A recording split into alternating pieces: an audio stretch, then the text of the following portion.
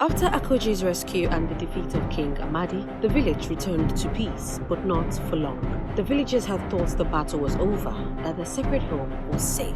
But the rescue mission, as brave as it was, had exposed the secret location of their hidden village. The king's guard, who had followed Akuji's brothers, had revealed everything to King Amadi. Though they had defeated him once, the king's thirst for power was far from quenched. King Amadi sat on his throne, his face twisted with anger and desire. "Those villagers think they can hide from me," he snarled, gripping the armrest of his throne. "But now I know where they are. I will have those girls with healing tears. This time I will not fail." The king's advisors stood by, silent and fearful. They knew the king's cruelty, and none dared to speak against him. He guarded his strongest soldiers, ready to strike once more. The king's eyes burned with ambition as he envisioned the endless power the tears would bring. "We march at dawn," King Amadi commanded. "This time, no one will escape." As dawn broke, the king's army moved swiftly through the forest, silently surrounding the village. The men of the village had prepared for battle, but they were outnumbered. King Amadi's soldiers stormed in with fury and precision, catching the villagers off guard. It was a massacre. The villagers had never fought a battle before. They were no match for King Amadi's seasoned warriors. Akuji's brothers tried to defend the village, shouting orders and fighting fiercely, but the king's army was relentless. The villagers fought bravely, but the king's soldiers were skilled, ruthless, and far greater in number. "Protect the women!" shouted the eldest brother, his voice hoarse as he swung his spear, desperately trying to hold back the attackers. Blood stained the earth as villagers fell one by one, their courage no match for the sheer force of the king's army. Akuji's mother, fueled by fear and fury, fought fearlessly with whatever she could find. "You will not take our daughters!" she screamed, swinging a large stick at a soldier, but the soldiers showed no mercy, striking down every man who stood in their way. Akuji, though still weak from her captivity, tried to stand her ground. She saw her brothers falling around her, and panic seized her heart. "Akuji!" her youngest brother shouted, his voice filled with desperation as he tried to reach her. "Run! Akuji! Go!" But Akuji could not run. She watched, helpless, as her youngest brother was struck down right before her eyes. She cried, rushing to his side, but it was too late.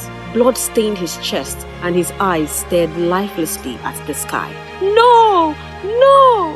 No!" Akuji sobbed, holding her brother's limp body. "Please, stay with me! Don't leave me!" The sounds of battle raged around her, but all Akuji could see was her brother's lifeless face. She couldn't save him. She couldn't save any of them. She had lost so much already. Her freedom, her friends, and now her family. Akuji's elder brother fought his way towards her, slashing through the enemy with fierce determination. "Akuji!" he yelled, grabbing her arm. "We have to go!" Akuji stumbled to her feet, clutching her brother's hands as he tried to flee. But the king's men were closing in, and the battlefield was a sea of chaos. Akuji looked back and saw her mother fighting with all her might, but she was surrounded. "Mother!" Akuji screamed, but before she could reach her, a soldier struck her mother down. Akuji watched in horror as her mother fell to the ground, her eyes searching for her children one last time before closing forever. Akuji's heart shattered. She felt something break inside her, something that could never be mended. "No! Mother!" Akuji screamed, her voice breaking. "Mother, please!" Her brother pulled her back, trying to shield her, but Akuji's grief consumed her. She tried to run towards her mother, but the soldiers blocked her path. Desperation gripped her, and she swung wildly at them, her strength fueled by sorrow and rage. King Amadi watched from a distance, his eyes cold and unfeeling. He saw the chaos, the bloodshed, and the fall of the villagers. His gaze landed on Akuji, the girl whose tears had once made him powerful. She was fighting with everything she had, but he could see she was weakening. "Bring her to me," the king ordered, pointing towards Akuji. "Alive!" The soldiers advanced, and Akuji's brother stood in front of her, blocking her path. "Stay back!" he roared, his eyes blazing with defiance. "You will not touch her!" But the soldiers swarmed him, and despite his strength, he was overwhelmed. He fought bravely, but a spear found its mark, piercing his side. He gasped, staggering as blood poured from the wound. "Akuji, run!" He choked, clutching at his wound. "Go! Please, save yourself!" Akuji knelt beside him and the tears streamed down her face. No, I can't leave you. Not again. I can't lose you too. She tried to heal him, but her brother grabbed her hand, his grip weak but firm. You are the last of our bloodline. You are our only hope. You have to leave. Please, you have to run. Akuji shook her head, her sobs racking her body. I don't want to live without you. I can't. He smiled weakly, his eyes softening. You are stronger than you know, little sister. Live for us. With those final words, Akuji's brother fell limp, his breath leaving him. Akuji screamed, her anguish tearing through the air. She held his body, feeling the warmth fade away from his skin. Everything she loved was gone. Her family, her village, her home. She had nothing left. As Akuji mourned, the king's soldiers surrounded her, dragging her away from her brother's lifeless foe. She fought against them, kicking and screaming, but it was no use. They bound her hands and brought her before King Amadi, throwing her to the ground at his feet. King Amadi looked down at her, his expression cold and detached. You could have been a part of something great, Akuji, he said, his voice filled with cruel calmness. You could have been my greatest weapon. Akuji glared up at him, her eyes blazing with fury and grief. You took everything from me, she spat. You took my family, my home. You're a monster. The king smirked, unbothered by her words. And yet, here you are, powerless, just like all the others. Your tears will serve me one last time. Akuji felt the last of her strength draining. Her body was bruised, her spirit crushed, but her resolve was unbroken. She looked up at the king, and though her voice was weak, it was filled with defiance. You will never win, she said, her voice trembling but fierce. The world will never bow to you. My tears were never meant for you. They were meant for healing, for love, not for your wickedness. The king's smile faltered, and for the first time, Akuji saw a flicker of doubt in his eyes. But it was too late. He ordered his men to beat her until she cried, demanding the tears that would fuel his greed one last time. Akuji's body gave into the pain. She was beating until she could no longer stand, her vision blurring as darkness crept in. She felt herself slipping away, her heartbeat slowing. She was dying, but she refused to cry. She would not give the king what he wanted. Not anymore. In her final moments, Akuji thought of her family, her village, and all the lives that had been lost. She saw her mother's smile, her brother's laughter, and the love that had once surrounded her. She thought of Bayo. She closed her eyes, feeling their presence with her. Akuji's last breath was a prayer, a silent promise that her spirit would never be broken. She passed away with her heart full of love, defiant to the end. Her body fell limp, and for the first time, King Amadi felt a chill run through him. The king watched as Akuji, the girl whose tears had once given him power, lay lifeless on the ground. A cruel smile spread across his face. He no longer needed her. There were others like her in the village. He would have all the tears he needed. The king's soldiers rounded up the surviving women and girls, dragging them from their homes and chaining them together. The village, once a place of peace and healing, was now a scene of devastation. The king's men set fire to the huts, destroying everything in their path. The sacred village, hidden for generations, was no more. The women were forced into carts and taken back to the king's palace. They were locked in a large, dark chamber, their hands bound and their spirits broken. They knew what awaited them: pain, suffering, and the harvesting of their tears. We must stay strong, one of the older women whispered as she tried to comfort the younger girls. We cannot let him break us. But the king's cruelty knew no bounds. Each day, the women were tortured until they cried. The tears were collected in large vials, and the king used them to heal his soldiers, making them virtually immortal. The king's army became unstoppable, conquering kingdom after kingdom with the power of the tears. I will rule all the lands, King Amadi boasted as he watched his soldiers rise from wounds that would have killed any ordinary man. No one could stand against me now.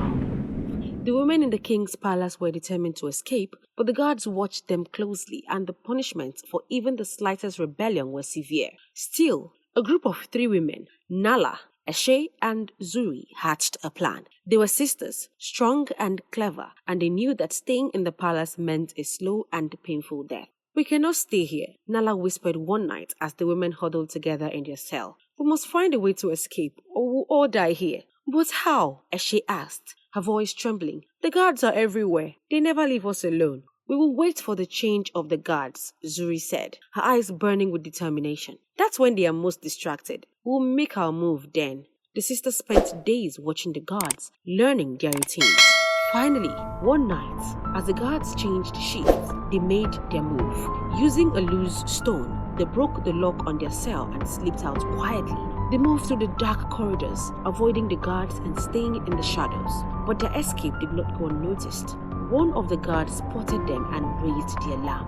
"Prisoners escaping!" he shouted, and the palace erupted into chaos. The sisters ran as fast as they could, but the king's men were right behind them. Zuri was caught first, dragged back screaming as she tried to fight off her captors. Nala and Eshe kept running, but they could hear the guards closing in. "Go, Eshe!" Nala shouted, pushing her sister forward. "Don't stop! You have to make it!" Nala was tackled to the ground, and Eshe ran on, tears streaming down her face as she heard her sister's cries fade behind her. She didn't stop until she was far away from the palace, hidden deep in the forest. Eshe was the only one who made it out alive. Eshe wandered through the forest for days, weak and hungry, but she was determined to survive. She knew she had to get the word out. The kingdoms had to know what King Amadi was doing, and they had to stop him before it was too late. Finally, Eshe stumbled into a small village, collapsing at the feet of a group of farmers. They took her in, feeding her and tending to her wounds. When she was strong enough, Eshe told them everything about the king, the captive women, and the terrible power of the healing tears. News of Eshe's escape spread quickly. Word of King Amadi's cruelty and the magical tears that made his soldiers invincible reached the ears of kings and chiefs from neighboring lands. They knew they could not allow King Amadi to continue his reign of terror. "This is no longer just about one kingdom," said Chief Omari of a neighboring land during a meeting of the region's rulers. "King Amadi is a threat to us all. We must unite and bring him down." The rulers of the surrounding kingdoms agreed. They formed an alliance, combining their armies to take on King Amadi's forces. For the first time, people from different lands came together with one goal: to stop the king who had turned the gift of healing into a weapon of destruction. The allied forces marched towards King Amadi's palace, their numbers vast and their hearts filled with determination. They had heard of the king's invincible soldiers, but they knew they had no choice but to fight. King Amadi, confident in his army's immortality, met them on the battlefield with his usual arrogance. "You dare challenge me?" he sneered as he watched the approaching forces. "You will all fall, just like the rest." The battle began with a clash of swords, arrows, and cries. King Amadi's soldiers, healed by the tears of the captive women, fought with reckless abandon, knowing they could not be killed easily. But the allied forces were determined, and their numbers gave them an advantage. The battle raged on for days, neither side willing to give up. Eshe, who had been taken in by the allied forces, watched from a distance, praying for victory. She knew that if King Amadi won, all hope would be lost. As the battle continued, the allied forces began to notice something. The king's soldiers, though powerful, were not invincible. They could be defeated, but it required great effort and strategy. Slowly, the tide began to turn.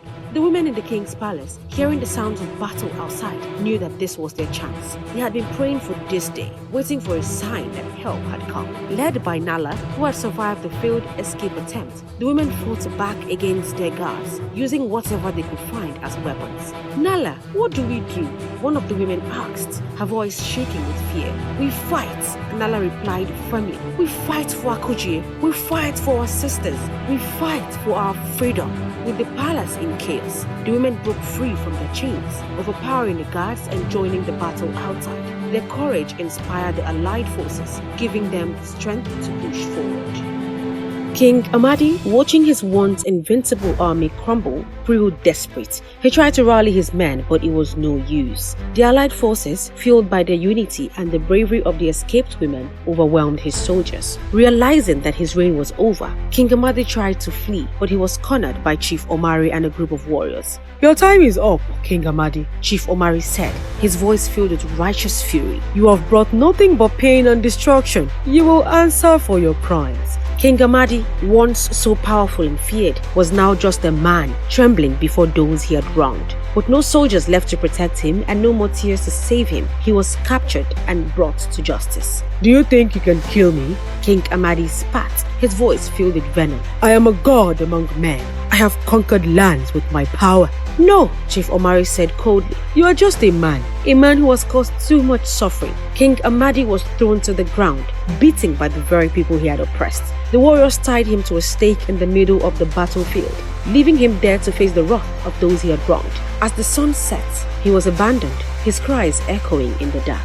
Please, King Amadi begged, his voice filled with fear for the first time. Spare me. I will give you gold, land, anything. But no one listened. The Allied forces left him to rot, his once mighty palace burning in the distance. King Amadi's agony was far from over. As he lay there, bound and helpless, the ground around him began to rumble. From the darkness, a figure emerged, a spirit demon, tall and terrible, with eyes like burning coals and a voice that sent shivers down the spine. The demon's presence was suffocating, and King Amadi's heart pounded with terror. Who are you? He stammered, his voice shaking. What do you want? I am Oboru, the spirit demon said, his voice echoing like a distant storm. I am the collector of souls tainted by greed and cruelty. I have come for you. King Amadi struggled against his bonds, his eyes wide with terror. No, you cannot take me. I am the king. Oboru's laugh was dark and hollow. You are nothing but a tyrant who has fed on the suffering of others. You stole the gift of life and used it to bring death. Your time is up. The demon's long, clawed hand reached for the king's chest, and as it touched him, a searing pain shot through his body. King Amadi screamed, feeling his soul being torn from his flesh, the agony beyond anything he had ever imagined. Please, he wailed, tears streaming down his face for the first time. I beg you, mercy. But Oboru showed none. The king's soul was ripped from his body, twisted and blackened by his sins. King Amadi's lifeless body slumped to the ground, and the demon held his writhing soul in his grasp. You will wander the dark realms for eternity, Oboru hissed, his eyes burning into the king's soul. There will be no rest for you for eternity. No peace, only torment. With a final soul-chilling scream, King Amadi's spirit was dragged into the darkness, never to be seen again. The land that had once trembled under his reign was finally free. With King Amadi's death, the captive women were finally free. They returned to their homes, though many were now without families, their villages destroyed by the king's greed. Nala, Eshe, and the other survivors were hailed as heroes, their courage and determination remembered by all. The Allied forces dismantled King Amadi's palace, destroying the chambers where the women had been held and the vials of tears that had fueled his conquest. The healing power of the tears, once a symbol of life and compassion, would never again be used for evil. The story of Akuji and the brave women who fought for their freedom spread far and wide. It became a tale of courage, resilience, and the power of unity in the face of tyranny. The kingdoms, united by the shared victory, vowed to protect one another and ensure that no one would ever again misuse such a sacred gift. The memory of Akuji and the sacrifices of a people lived on, a reminder that even the darkest times could be overcome when people stood together. As for Eshe, Nala, and the other survivors, they dedicated their lives to rebuilding their communities, teaching future generations the importance of kindness, unity, and the need to protect those who could not protect themselves. The legacy of the girl with the healing tears continued to be a beacon of hope and a warning against the dangers of greed and power. And so, in the end, good triumphed over evil, and the land began to heal, just as Akuji's tears had once healed all those who suffered.